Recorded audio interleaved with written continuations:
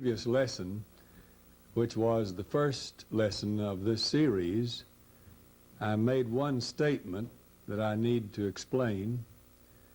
I said, in talking about orderliness, referring particularly to the orderliness of the universe, the Greeks used the word cosmos, the Greek word cosmos, to refer to this orderliness. And I said that it is spelled K-O-S-M-O-S in Greek, using the English form of the Greek letters, the K referring to the kappa in Greek, and that there was no corresponding K in English, and so it's spelled C-O-S-M-O-S in English. Well, it is spelled C-O-S-M-O-S in English, and I knew better than what I said, and I really meant to say that there is no C in Greek, but the C is used in the English or anglicized form of cosmos, and so it's spelled C-O-S-M-O-S.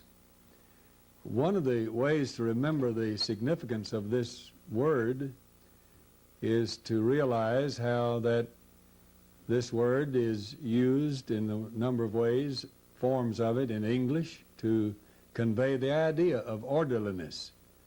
For example, the word cosmetics, which really refers to the elements used by men as well as women to set their faces in order. So it still refers to orderliness even in the form cosmetics. Maybe that'll help you to remember the significance of this word.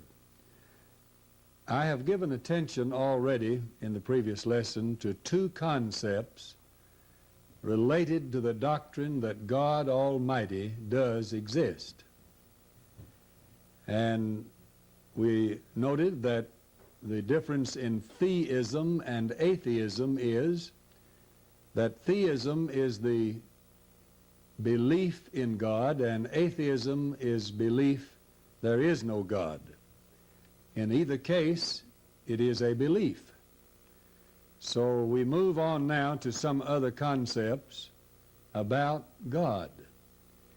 It does greatly matter what a person believes about God.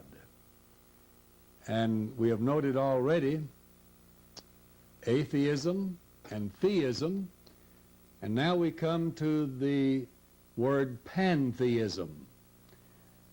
This concept says that God is everything in the sense that he is the soul of it, that God is the reason and the spirit of all the world, that all nature is God's body, that God is everything, that beside God there is nothing. But this view also holds that God is not a personality, not a person. Therefore, it is quite contrary to the concept of God that's given in the book that God wrote through inspired men about himself. And we must reject the idea of pantheism. And then the fourth concept about God we want to consider is deism. Deists tell us that God does exist above the world as a personal spirit. Pantheists say, as we've already noted, that God and the world are inseparable. But deists say God and the world are severed.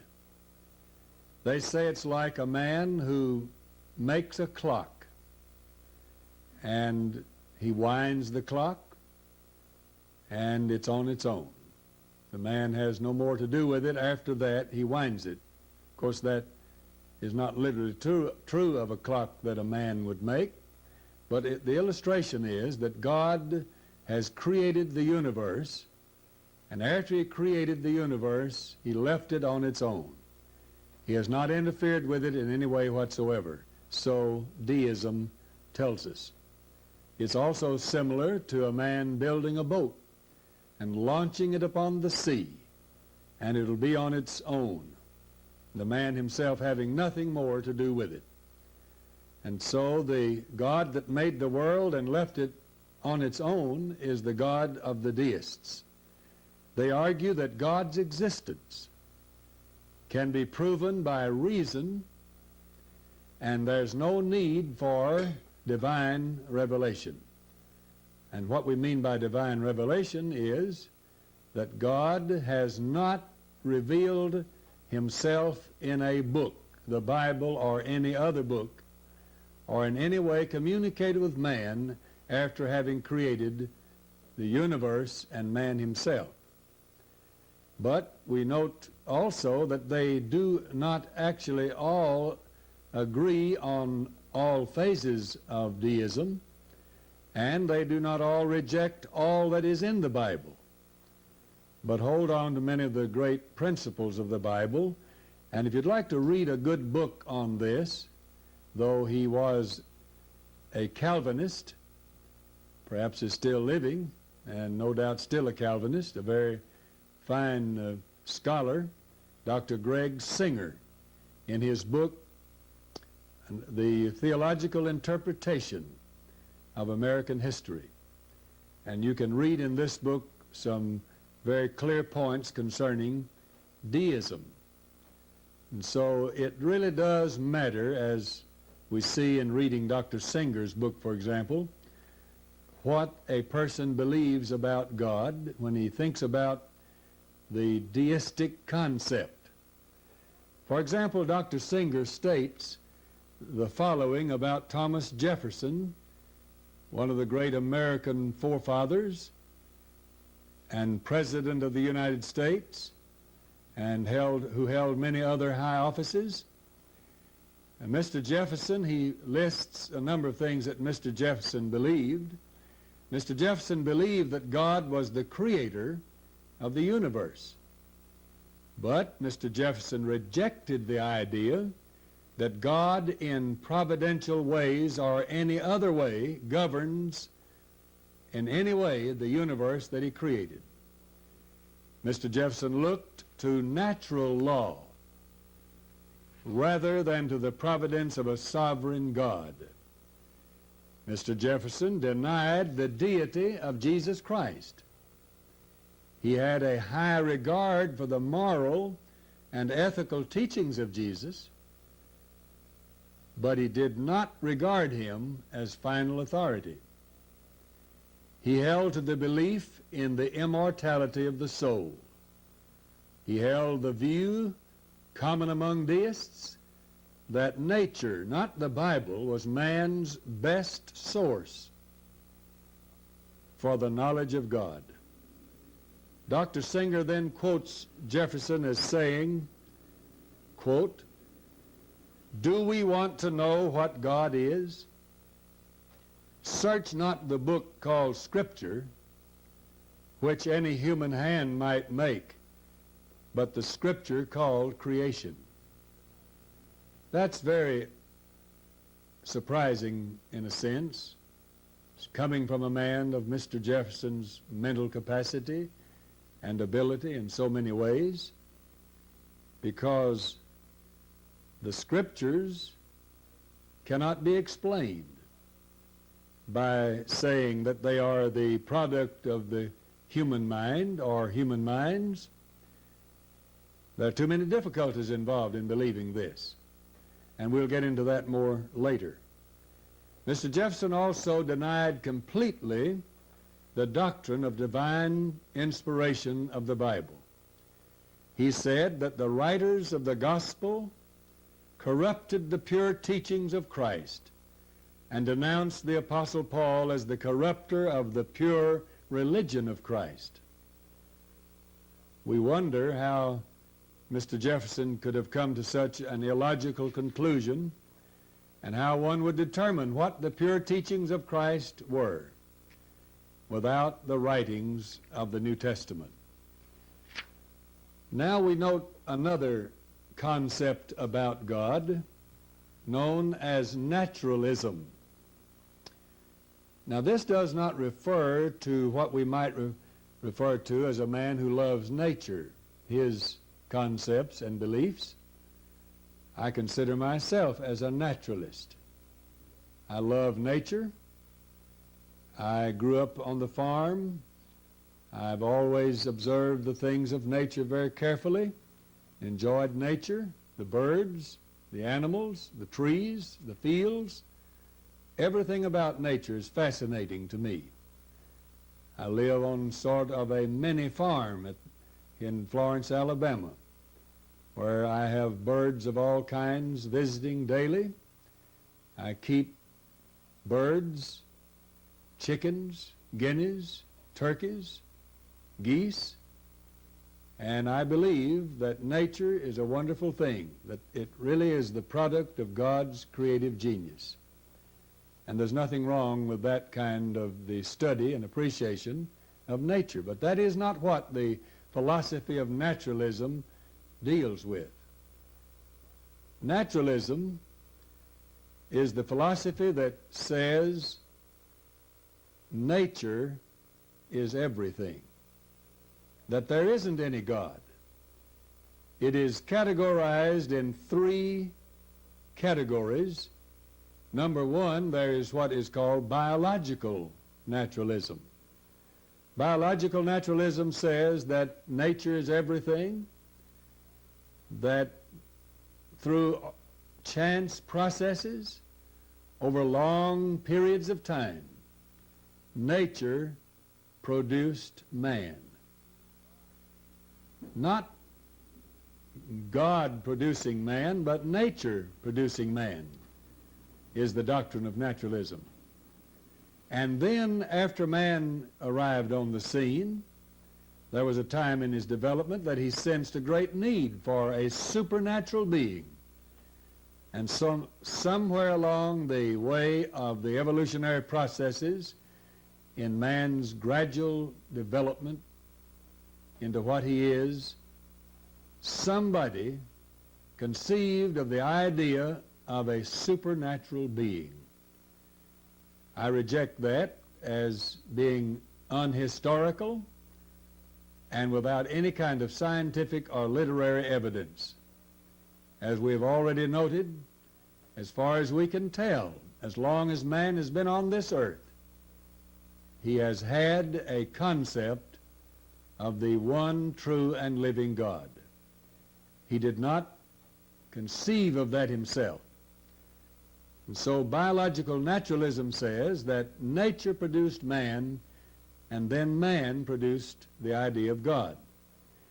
Secondly, naturalism is put in the category that is known as psychological naturalism. And that is that there really isn't any such thing as a separate mind or separate part of man that is called mind, that man is not a dual being of mind and body or mind and matter, that he is purely matter, that matter is everything. Psychological naturalism just simply means that mind is merely matter in motion. I want us to think about the biological facts, a few of them at least, concerning the human brain and the mental capacity of man. The complexity of the human brain is astounding. And even though the human brain and the human mind are not the same, the human mind does dwell in the human brain. And to say that this compact unity of mind and brain just happened is beyond my ability to believe. Biology books like the one entitled Biology by Helena Curtis, which incidentally has 1,043 pages. It's a very scholarly done book. But such books present the enormous complexity of the human brain, something that we really cannot explain without God. Psychological naturalism says that all of this is the product of chance, that over eons of time, the human brain developed by evolutionary processes, and then whatever the mind is, it developed therein, and that it really is, the mind is, according to psychological naturalism, just matter in motion. But in the biology books, we're told the brain and spinal cord form the central nervous system. The human brain is divided by biologists into three main parts. The brain stem, number one. Number two, the cerebellum. Number three, the cerebrum. And approximately 13 billion nerve cells are in one human brain. That's the average approximate number that's given in the biology book that I referred to. And note also that these cells, 13 billion of them, cooperate with each other. And they're even grouped and connected. Certain numbers of them are connected in groups. And these cooperate from different sections of the brain to control each area of the body. Now, how did that just happen? I do not believe it just happened. The human brain weighs, this is the average human brain, weighs about 3 pounds.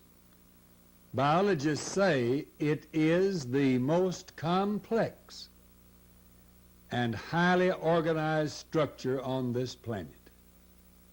And yet it weighs, the average brain, human brain, weighs about 3 pounds. Now, they do not say that of any other brain in any other living being. But they do say of the human brain that weighs an average of about 3 pounds that it is the most complex and highly organized structure on this planet. I believe that is astounding. And yet we are told that it just happened. But, beloved, I do not believe that, and I don't see how anyone else could believe it. The difference in the brain and the mind is a problem for evolutionary biologists. And incidentally, while I'll talk about evolution in more detail in later lessons, one of the great problems of evolutionists is trying to explain this matter of the brain and the mind. Biologists generally, whether they are creationists or evolutionists, agree on the facts of biology. And we'll want to note more about that later, but keep that in mind as we proceed with our lessons. They agree on the basic facts of biology. Where the disagreement comes is over how all of this got started. And I want to examine that question more in detail in other lessons. But even evolutionary biologists wrestle with and grapple with the distinction between the brain and the mind. Even though they believe the human brain evolved over millions of years, they find it hard to believe the brain and the mind are the same. For an example, Helena Curtis, in the book that I referred to, named or entitled Biology, on page 754, admits that it is hard for her to believe, quote, that the ideas, ideals, dreams, fantasies, thoughts, hypotheses, loves, hates, fears, and aspirations that make up the mind somehow can be explained by the interactions of the cells within our heads. Nor indeed can scientists yet fully explain, she continues, nor indeed can scientists yet fully explain mind in terms of brain, despite the many intriguing discoveries that have been made in this field. Thus, the brain is the last remaining stronghold of the vitalists. End of quote. This all means that even evolutionary biologists grapple with this problem. There is obviously a distinction between the mind and the brain. And when you think about that, it's demonstrated, as I have read in some works, how that a person's brain could be operated on in some kind of surgical process, and a few cells taken from it and placed under the microscope. And after the death of that person, cells can be taken from the same brain, which is still there, but his mind is not still there. And yet the cells of the brain look alike. That is, those that were observed before he dies and those after he dies all appear to be the same. There's no evidence of change, even though the mind is gone. And that, of course, is one of the great unseen entities, the human mind, that demonstrates the idea or the fact that we do not have to see everything to believe in it. As I read a story one time of a professor who did not believe in God was chiding some students on the streets of a Tennessee city where I have preached many times, and chided them about their belief in God.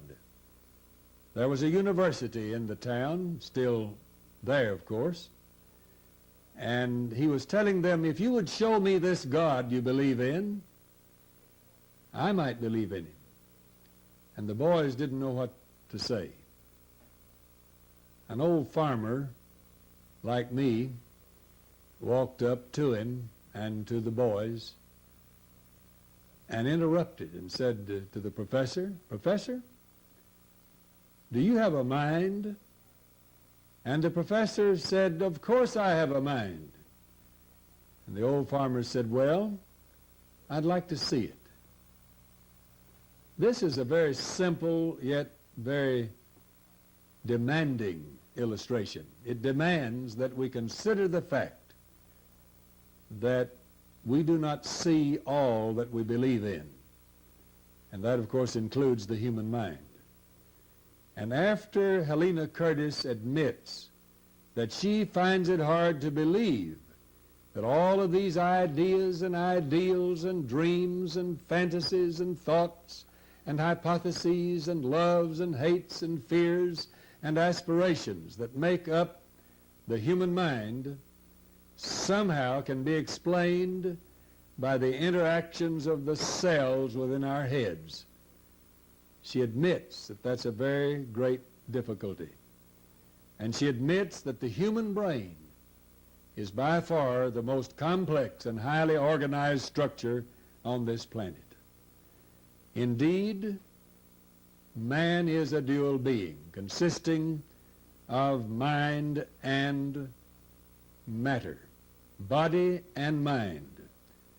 But the mind in some way dwells within the brain, and that is beyond our comprehension. Now, I've noted already on this matter of naturalism, which is something or a concept about God. Even though it denies God, that means it's still about him. And it's divided into these three categories: biological naturalism first, and then second, psychological naturalism, and now third and last, sociological naturalism. And this generates many, many problems. It denies God's guidance. And that is so fundamental. That's a fundamental error and blunder. When Jeremiah the prophet, about 2,500 years ago or more, lamented the condition that God's people were in, he said finally in Jeremiah 10:23, "O Lord, I know the way of man is not in himself. It is not in man that walketh to direct his steps." Now this is directly opposite to what sociological naturalism says. Dr. H. Van Riesen, for example, in his book, The Society of the Future, page 66, said, "Ethical norms will change in the future as they have in the past, and human institutions, including the church, will accommodate themselves to change in the future as they have in the past." A developed social science will greatly facilitate this adjustment, because through science man can secure a very much more adequate knowledge of the consequences of different types of conduct, instead of relying upon ancient and arbitrary authority for his counsel. He may as well have said, instead of relying upon the Bible. He obviously alludes to the Bible itself when he refers to arbitrary or ancient and arbitrary authority. What Dr. Van Riesen says here is what all sociological naturalists, and sometimes this same sort of thing is referred to as humanism, as we shall note shortly.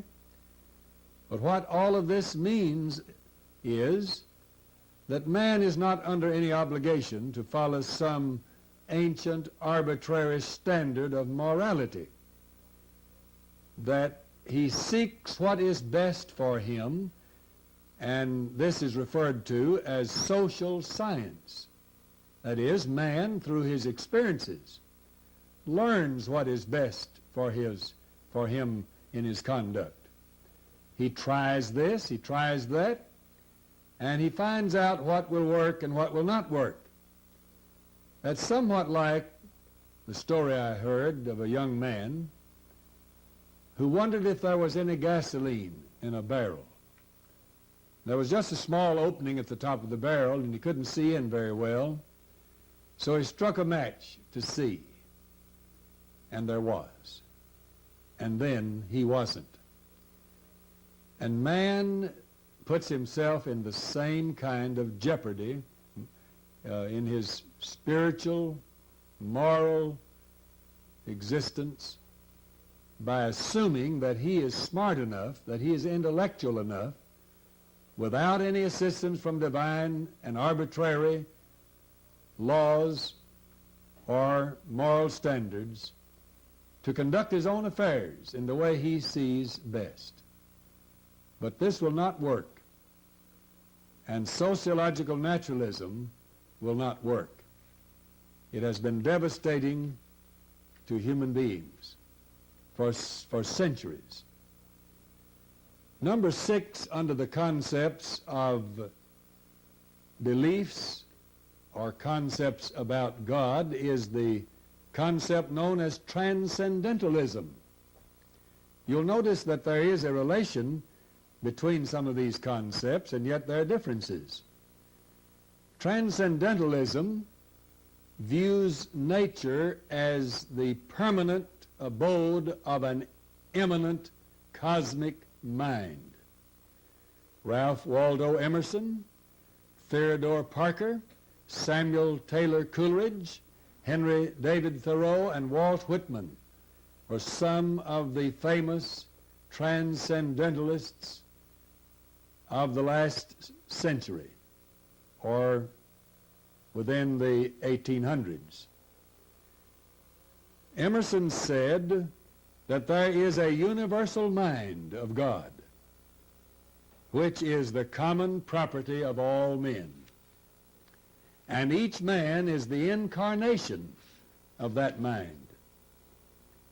Carman and Surratt, the great historians of Columbia University, in their book, Volume 1, A History of the American People, on page 507, say that the transcendentalists said that man alone could provide himself with that which formal religion had failed to give him. And of course, formal religion there primarily referred to what they conceived to be Christianity, but which was not necessarily the true Christianity of the New Testament. And so the transcendentalists, like Ralph Waldo Emerson, said that man did not need the mediating agencies, the intervening agencies, such as the Bible or natural law even. In other words, they were saying that man transcends or rises above such needs. He transcends such in his religious quest. Now, this concept, called transcendentalism, was a reaction to and a rejection of the Calvinistic view of the Bible and of God, and also was a rejection of deism. And these two concepts, deism and Calvinism, were very prominent in early American history. And this that's called transcendentalism was a reaction to these other two concepts, Calvinism and deism. The last of these concepts about God that I want to present is called humanism. And I want to make it clear that there might be some confusion in the minds of people who read about humanism if they read some of the older works and definitions of humanism, because at first humanism was not all secular. Now it is conceived of as being purely secular, as we shall see. The Crusades of the medieval times, 1096 AD to 1271 AD, were movements on the part of people who lived in southern Europe to go back to the land called the Holy Land, to rid that land of the infidels, as they referred to them. By that time, Muhammad had been born in 570 AD, and his religion had been going for some time and had become very prominent. And what was called the Holy Land, or the lands of the Bible, were taken over by Mohammedanism. And one form of that today is known as Islam. But the people who believed the Bible, and even though the church at this time had apostatized and fallen away from the original form that we find in the New Testament, there were some things about it that were still oriented to the teachings of the Bible. And it was called the Christian religion. But these people noted that there were so many natural disasters, floods, earthquakes, storms, diseases, and so many things of this nature that came upon the people of southern Europe, that they felt that God was in some way punishing them. And this engendered in them a great desire to do something for God. And so some conceived of the idea of going to the land of Palestine, to the Holy Lands, to rid the lands of the Bible of the infidels. This was not just one movement. There were many of these crusades, and if you study them carefully, as I have done and do talk about them in more detail in teaching church history, they are a very interesting subject, but you will learn that they were disastrous in many ways. One writer said that at least 5 million people died in the Crusades. Some good things were brought about by the Crusades and many evil things. Many of those who left to go into the Holy Lands became very unholy themselves and learned many immoralities and much wickedness, which they brought back into southern Europe. And this was devastating. But one of the good things that came was the new learning. Many of these people had discovered in what was known as the Byzantine or Eastern Roman Empire great truths and knowledge that was so full of meaning to them, and they were anxious to carry it back. And there had been just the upper class and the feudal people, or the feudal system prevailed, with the serfs and those who served in the feudal system under the upper class. There was no such thing as a middle class. But after the Crusades, a middle class developed, because through this new learning, people took greater initiative and engaged in enterprises and businesses.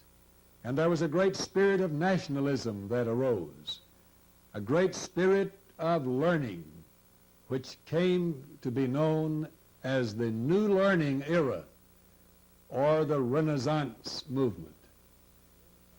And it was in this Renaissance, this New Learning Era, that there sprang up what was called humanism. I'm going to read a statement here by Ferdinand Chauvel concerning this that resulted from these crusades. By the time of the Renaissance that followed the Crusades, the popes became preoccupied. That is, the popes of the Roman Catholic Church, which had gradually developed over the years, and the first pope was appointed, the first universal head was appointed in 606 A.D. All of this came about as a result of the great falling away of the church predicted in the New Testament. And so, at the time of the Renaissance in the Middle Ages, the popes were preoccupied with secular interests rather than spiritual matters. And Chauvel wrote about this particular time when he said, in this connection, we should remember that this was the period of the Renaissance group of popes, who in the main, indifferent to spiritual matters, desired money, and ever more money, to satisfy their political ambitions and their sumptuous patronage of the arts. Now that's in A History of Europe by Ferdinand Chauvel, put out by Harcourt, Brace and Company in New York, 1938, pages 85 and 86. It was in this period that humanism became a prominent philosophy. The American Heritage Dictionary, second college edition, contains the following definition of humanism: a doctrine or attitude that is concerned primarily with human beings and their values, capacities, and achievements. A cultural and intellectual movement of the Renaissance that emphasize secular concerns as a result of the study of the literature, art, and civilization of Greece and Rome. The Living Webster Encyclopedic Dictionary defines humanism as any system or mode of thought or action in which human or secular interests predominate. In the Renaissance, to which I have referred, Italian humanists were very secular. Ferdinand Chevelle says of them, so completely had the Italians identified themselves with the new learning that they became scornful of their medieval heritage. Some of them carried their pagan enthusiasm so far that they actually abandoned Christianity. And that's on page 88 in his book, A History of Europe. And then Chevelle says of the German humanists, note the difference between the Italians and the Germans who were humanists. Of the German humanists of the time of the Renaissance, Chevelle says, they therefore put their own interpretation on the new learning hailing from Italy, and without rejecting its classical implications, preferably directed its energies into a Christian channel. In pursuit of these interests, Chevelle goes on to say, the German humanists turned first to the Christian fathers. Now, Christian fathers refers to those who were scholars and leaders, as we have noted already in the first lesson of this series, the ones who were considered leaders in Christian thought in the first 3 or 4 centuries A.D. And so the German humanists turned their attention to the Christian fathers and thence to the Bible. In measure as they saturated themselves with the sources of Christianity, they became aware of the chasm yawning between the simple practices of the apostolic age and the splendor of the ecclesiastical edifice of their own time. And that's in the book, A History of Europe, page 88. Now, what he's saying there is that these German humanists began to study more the writings of the Christian fathers and then began to study the Bible, and to their amazement, they saw this great chasm or this great gulf that yawned or stretched out, as it were, between what they saw in their own time that was called Christianity and what the Bible taught them what Christianity really was. And this caused them great concern. The chief one of these northern or German humanists was a Dutchman named Desiderius Erasmus. He greatly emphasized the Bible and composed from ancient Greek manuscripts of the New Testament a Greek New Testament, which was the first Greek New Testament published in printed form. It was published in 1516, and you recall perhaps that Johann Gutenberg in Germany had invented the printing press in 1453, a little while before the time that this New Testament was printed.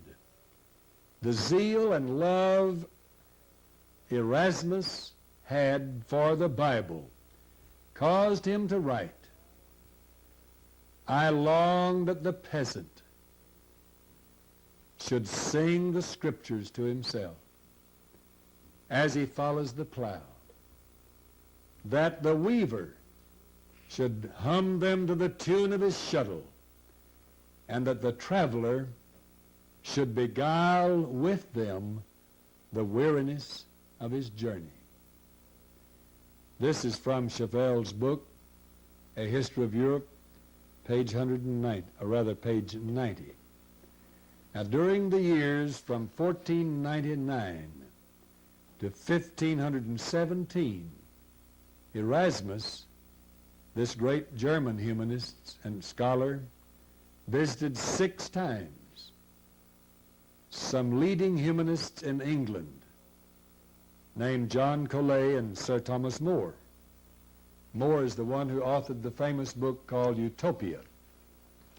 And it is interesting, too, that some have summarized Erasmus like this, that Erasmus laid the egg and Luther hatched it, referring to Martin Luther, the great Reformation leader. Much of his work was based upon the findings and the work of Erasmus as he emphasized the Word of God. But modern secular humanism is an entirely different matter.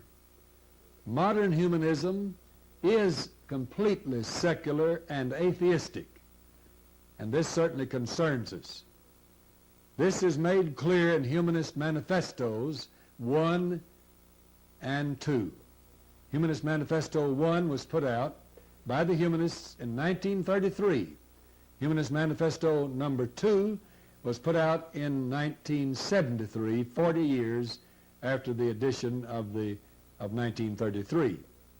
Paul Kurtz is the editor, and he's a leading exponent and advocate of humanism and an atheist. And here's a summary of their general views as listed in the Humanist Manifesto.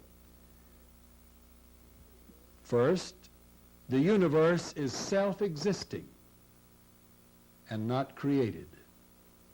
I want you to note carefully what I'm saying here, and whether we like it or not, and we certainly shouldn't like it, I don't like it, I resent it very much, that this philosophy has a tremendous impact upon our American educational system.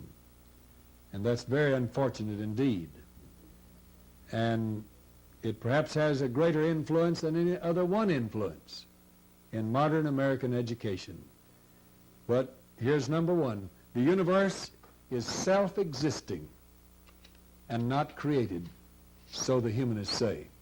2, man is part of nature and has come about through the process of evolution. 3, dualism of mind and body, that is the idea that there is a mind and a body, as we've already noted, they say this must be rejected. 3rd, or rather 4th, they reject any supernatural guarantees of human values.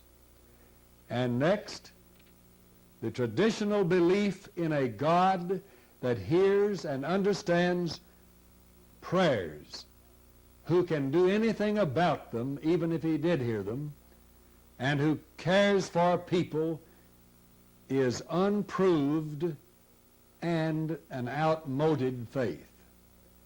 And then they declare that moral values derive their source from human values. Ethics, the humanists say in Humanist Manifestos 1 and 2, ethics are autonomous, or within a person's self, or of his own decision. And they are situational. I know you've heard about situational ethics. All of that has come out of this humanist movement. And they add, there's no need of sanction by any kind of a supernatural being or supernatural standard. The humanists also say that orthodox religion, and by that they mean the fundamental Christian religion, the teachings of the Bible, orthodox religion unduly suppresses sexual conduct between the unmarried. And they say short of hurting others, individuals should be permitted to express their sexual feelings and pursue their lifestyles as they desire. Now, that expression in closing, we might note where they say, short of hurting others. You know, that's impossible. You cannot avoid hurting others when you engage in conduct that is contrary to the will of God. And when man ignores God, as Paul states in Galatians chapter 6, verses 7 and 8, he gets into trouble. Notice what he said, "Be not deceived. God is not mocked." Pause on that word mocked. It's from the Greek word, the root of which is used in the word referring to the human nose. How could that mean or have any relation to the human nose? Be not deceived. God is not mocked. Well, it just simply and plainly means you can't turn up your nose at God and get by with it. You just can't do it. God has so arranged his affairs that we have to suffer the consequences when we ignore him. That's what Paul means here. Be not deceived, God is not mocked. For whatsoever a man sows, that shall he also reap. He that soweth unto his flesh shall reap corruption. But he that soweth to the Spirit shall reap life everlasting. Galatians 6, 7, and 8. How true that is. And even if we didn't have a Bible, we'd know that is true when we view and allow to pass under our close scrutiny the terrible ordeal that society is now enduring with the epidemic of social diseases, venereal diseases, with AIDS that's killing people by the thousands. And since 1973, when the Supreme Court ruled that abortion would be legal, more than 2,500 unborn babies have been killed in this country alone, where we only have about 6% of the world's population. That means, as Dr. Wilkie, president of the Right to Life movement, said in a letter to me recently, that about 4,200 such babies are being killed every day. The results of ignoring God. Many of these, beloved, are conceived in sexual relationships that are illicit and immoral and not in harmony with the will of God. I thank you for studying with me and look forward to the next lesson.